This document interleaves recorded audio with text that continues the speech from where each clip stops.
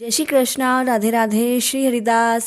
स्वागत है आप सभी का श्री कृष्णाय वासुदेवाय हरि परमात्मने प्रणत क्लेशनाशाय गोविंदाय नमो नमः। श्री वशिष्ठ मुनि कहते हैं कि मैंने दत्तात्रेय जी द्वारा कहा माघ मास महात्म्य कहा। अब माघ मास स्नान का फल सुनो।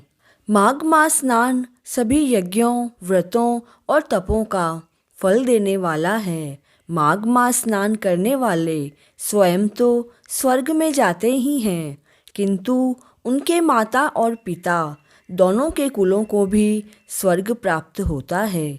माघ मास में स्नान करने वाले दुराचारी और कुकर्मी मनुष्य भी पापों से सहज ही मुक्त हो जाते हैं और इस मास में हरि का पूजन करने वाले पाप समुदाय से छूटकर भगवान के शरीर वाले हो जाते हैं।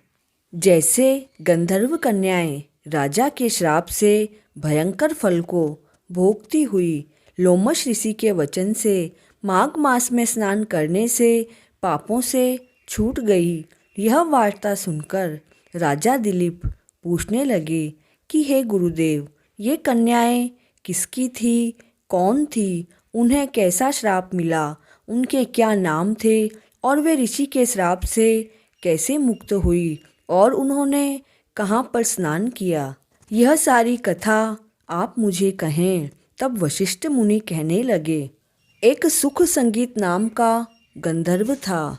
उसकी पुत्री का नाम विमोहिनी था।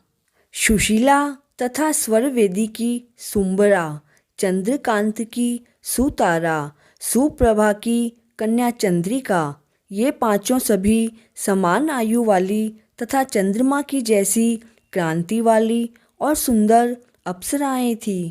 सुंदर वस्त्र और अलंकार धारण किए हुए, अनेक प्रकार के गाने और वीणा अन्यथा बांसुरी तथा दूसरे बाजे बजाने में प्रवीण और ताल स्वर तथा नृत्य कला में निपुण थी। इस तरह वे सभी क्रीड़ा करती हुई कुबेर के स्थान पर गई। एक समय कौतूहलवश माघ मास में एक वन से दूसरे वन में जाते हुए मंदिर के पुष्प तोड़कर सरोवर पर गौरी पूजा के लिए गई। वे सभी वहां जाकर ऊंचे गांधार स्वर में सुंदर गीत गाने लगी। जब ये कन्याएं गाने और नाचने में लीन थी तो उसी समय अच्छोद नामक तीर्थ में वेदनिधि नाम का मुनि का पुत्र अग्निप ऋषि स्नान को गए। वह युवा ऋषि सुंदर मुख, कमल सदृश नयन, विशाल छाती, सुंदर भुजाओं वाला दूसरे कामदेव के समान लग रहा था। शिखा सहित दंड लिए, मृग चर्म ओढ़े, यज्ञोपवीत धारण किए हुए था। उसको देखकर पांचों कन्याएं मुग्ध हो गई और उसका रूप यौवन देखकर कामदेव से पीड़ित होकर देखो देखो ऐसा कहती हुई उस ब्राह्मण के चित्त में कामदेव का कर उत्पन्न करने लगी। आपस में विचार करने लगी कि यह कौन है। रति रहित होने से कामदेव नहीं है, एक होने से अश्विनी कुमार नहीं है। यह तो कोई गंधर्व या किन्नर या काम रूप धारण करके कोई सिद्ध या किसी ऋषि श्रेष्ठ का पुत्र या मनुष्य, कोई ब्रह्मा जी ने इसको हमारे लिए ही बनाया है। जैसे पूर्व कर्म के प्रभाव से संपत्ति प्राप्त होती है, वैसे ही माता गौरी ने हम कुमारियों के लिए यह श्रेष्ठ वर दिया है और आपस में यह तुम्हारा वर है अथवा मेरा, सभी ऐसा कहने लगी। जिस समय उस ऋषि पुत्र ने अपनी मध्याह्न की क्रिया करके ऐसे वचन सुने तो वह सहसा ही यह सोचने लगा कि यह तो बड़ी ही समस्या उत्पन्न हो गई है। ब्रह्मा, विष्णु, महेश आदि देवता तथा बड़े योगीश्वर भी स्त्रियों के भ्रमजाल में मोहित हो गए। इनके तीक्ष्ण बाणों से किसका मन रूपी हिरण घायल नहीं हो सकता। जब तक नीति और बुद्धि रहती है तब तक पाप से भय रहता है। जब तप की गंभीरता रहती है, यम विधि का पालन होता है। ये मुझे उन्मत्त और मुग्ध कर रही है। किन गुणों से धर्म की रक्षा हो सकती है?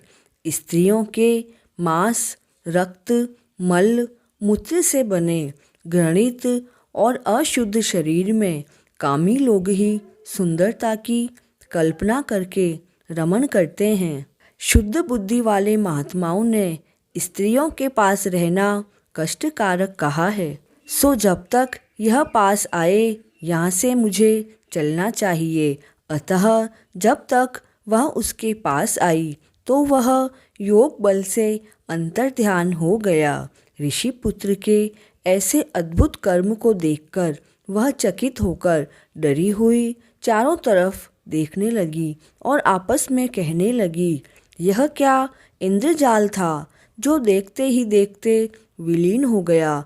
और वह विरह की अग्नि में जलने लगी और कहने लगी, हे कांत, तुम हमें छोड़कर कहाँ चले गए?